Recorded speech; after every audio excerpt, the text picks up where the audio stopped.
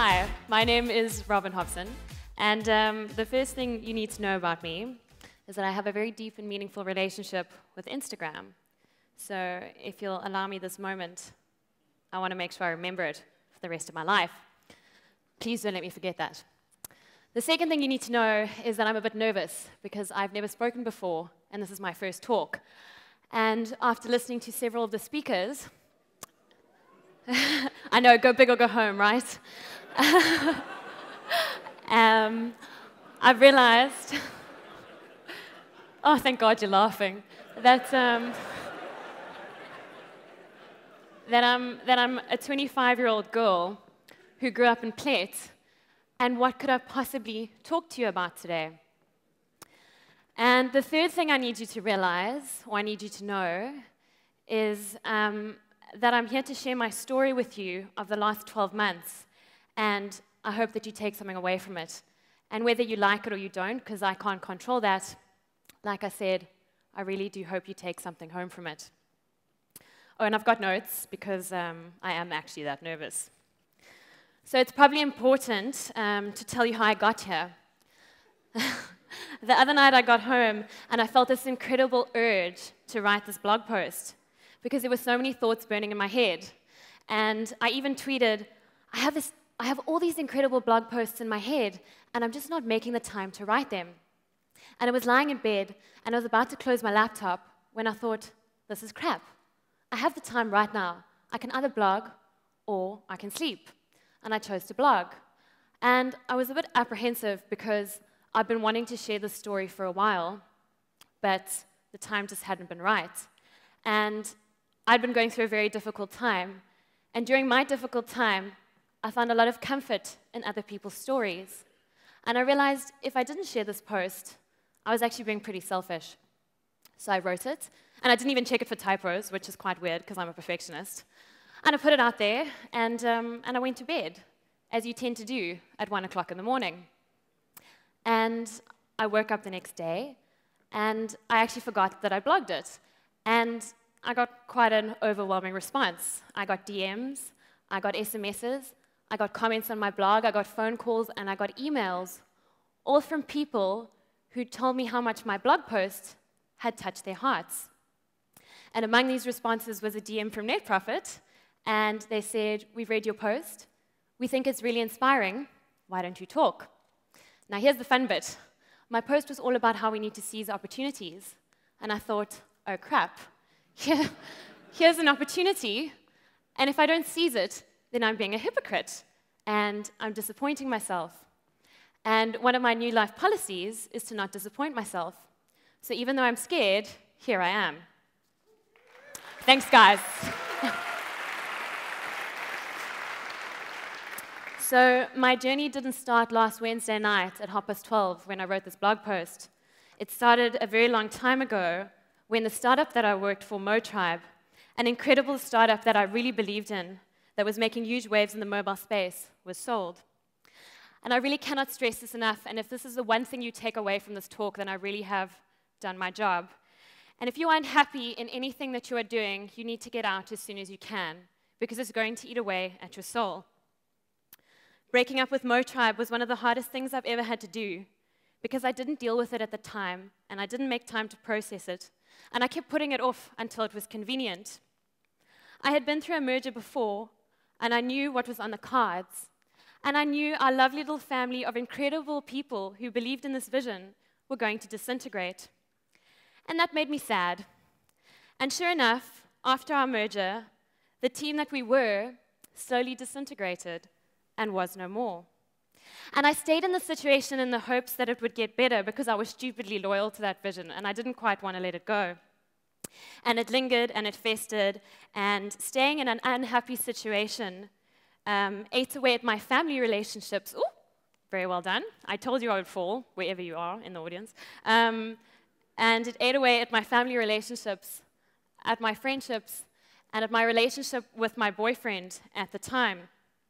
Because the problem was I didn't have enough faith and confidence in my own abilities because I was staying in this unhappy situation at MoTribe, and I didn't have enough confidence that I could get out and that I could do something else. And even though I knew it was the best decision for the business at the time, I felt very rejected and unwanted and sad. And, you know, even though it was the best decision for the business, that didn't exactly make the pain any easier. Because I felt I'd poured my love and time into this company vision, and I'd walked away with nothing. Although now, after a bit of time, I can look back and see that I walked away with a wealth of experience, as well as the lesson that I will never stand in a situation that makes me unhappy ever again. So, next slide. At the end of the last year, in December, I got blindsided again for a second time in the form of a breakup of my relationship. And at the time, it was very unexpected, but again, I look back now, and because I was so absorbed and completely overwhelmed by that unhappy situation, that breakup was on the cards for a long time, but I just wasn't paying attention to any of the signs. And guys, I was overseas, and that breakup catapulted me into an uncontrollable spin. I was like Felix when those first few seconds when he jumped from space and he spun, and I was spinning just like he was, except I didn't have his parachute, and I smashed into the ground really, really hard, and I hit my personal rock bottom. And I don't know if you've been there, but rock bottom's a pretty scary place. And I realized a lot of things lying on the floor. I realized that I was desperately unhappy. I realized that I didn't want to come back to Cape Town, which was terrifying because I loved Cape Town. I realized that I hadn't processed anything that had happened at Motribe.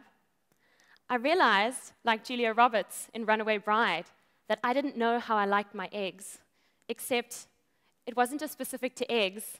I was uncertain about a lot of things. I realized I had become very reactive. I realized I didn't have control.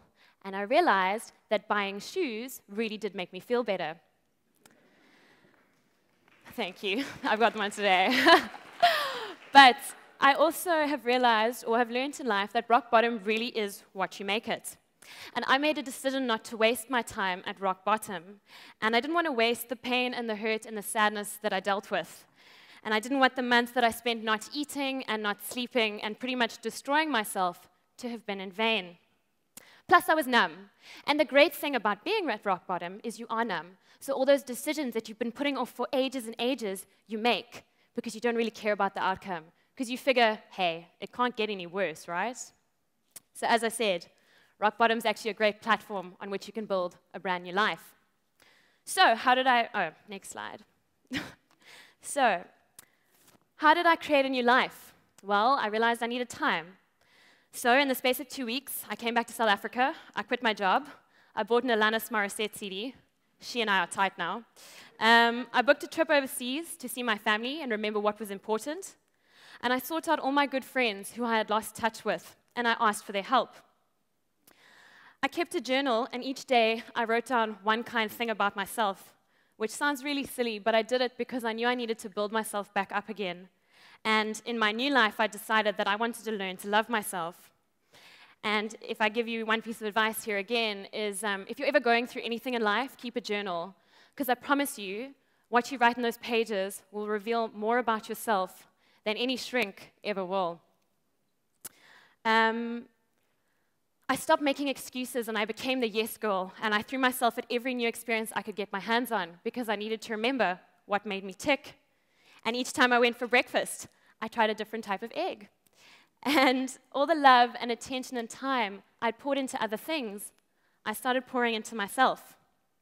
Another huge decision I made was to avoid the social networks. And that was pretty easy, except for Instagram. I really struggled to leave Instagram. Because guys, when you're in that sort of state and you're really depressed, you wake up in the morning and it's really difficult because you've actually slept and you've forgotten what's happening, and you wake up and you have to remember what your reality is. And I struggled with that in the mornings because, it was difficult. Yeah. And so what I used to do was I used to Instagram pictures late at night, and this sounds silly, but when I woke up in the morning, the first thing I would do was I would check Instagram, and I would see all those little hearts there of people who'd liked my pictures. And I promise you, those little hearts are some of the best medicine a broken-hearted girl can ever hope to have. And in my new life, like I said, I've learned to give myself time. I've learned to love myself, and I truly don't sweat the small stuff. In fact, when something goes wrong now, I don't worry. I literally just say, ooh, that is future Robyn's problem. So like I said, I stepped back from the social networks. And I realized they were actually a very negative space, which shocked me because I'd always used to think they were quite a positive space.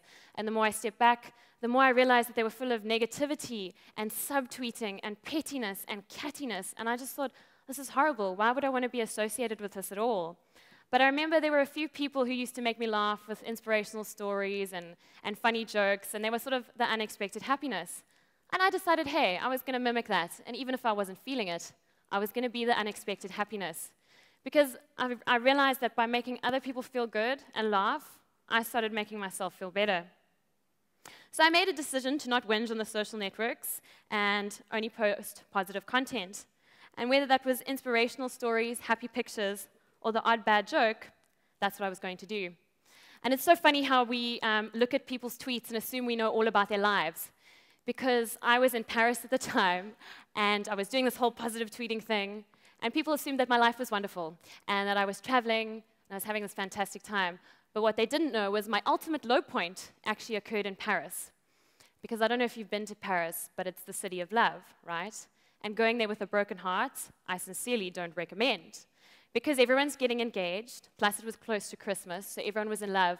And every time I walked into a store, there were posters of these abnormally happy couples frolicking through the snow, staring down at me. And my low point came at the Gap store, of all places. Because I walked in, and again, I was surrounded by these posters of these couples who were just so in love, and it was sickening. And I'll never forget walking through the kiddies department, sitting down on a couch, and sobbing my eyes out. And it's fine, because I can laugh about it now, because I can see how absolutely ridiculous I was, because I thought my life really was over. But jokes aside, since I've tried this unexpected happiness theory on the social networks, I can't even explain the opportunities and people that have come into my life. And they're all incredibly positive, and they all know what their dreams are, and they're not afraid to chase them. And it's really been a very positive experience. So another piece of advice, stop bitching on Twitter. I've really handed over the reins to life because I've realized that I don't have control. And I just believe now that things will turn out the way they're supposed to. I used to date a guy, and I was doing this commercial, and he said to me, it's either me or this commercial. And I said to him, listen, dude, I've wanted to be an actress since I was 6. I haven't wanted you since I was 6. So you can work out how that relationship ended. And the point is not that I loved a dream more than the relationship. The point is that I had a dream. And it's really funny to me because when I was a little girl, I came to this very theater. And I can't tell you what production I saw, but I do remember the lead actress. And I remember that she left a very lasting impression in my mind. And I used to always tell people, even though I was studying business science, that I was going to be an actress. And I believed in that probably since I was about 10. And it's really funny to me because I always hope to stand on the stage and leave a memorable impression. And it's very surreal because I'm not standing here playing a character, I'm standing here as myself. And because I've slowed down, I notice these everyday reminders, just like the fact that I'm on the stage, and it just reaffirms that I'm on the right track. So, how do you get on the right track? Well, I was really lucky. I had a phenomenal support structure, and I'm aware that I might be running out of time, but these are things that I really do need to say. Firstly, I need to say thank you to my mum, who I know is watching this, and I know is in tears by now. Mum, thank you. Thank you for holding my hand that night and letting me cry and letting me know that it was completely okay to fall apart and for making it safe for me to do so. And thank you for giving me that journal and giving me that pen and forcing me to write, even when I didn't want to. And my dad, thanks for helping me build that shoe rack and for smashing a box of cupcakes with me and for letting me know that I had your complete support. And thank you both because you believed in me when I didn't even believe in myself, and that was scary. And I need to say thank you to my friends, some of whom are actually in the audience here today, and I'm really happy that we're sharing this together because we've shared a lot. You know, I reached out to you, and like my family, you guys dropped everything to be there with me.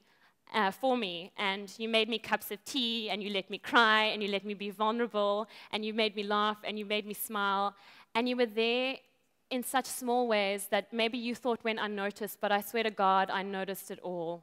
And I don't think you guys will ever realize how grateful I am to you. And I need to say thank you to life, because life sent me those knocks. And can you imagine if life hadn't sent me those knocks? I could still be stuck in that very unhappy situation, and I could be completely on the wrong path, and I wouldn't be the woman standing in front of you guys today. I wouldn't even be on the stage today, most likely. And I'm just so grateful because all those things I just mentioned are the reasons that I'm so unbelievably happy that it actually feels wrong after being sad for so long. And I'm so relieved because it all turned out better than I could have ever expected. And lastly, I'm grateful because all those things are the reason that I was brave enough to stand up here today and share my story. So thank you.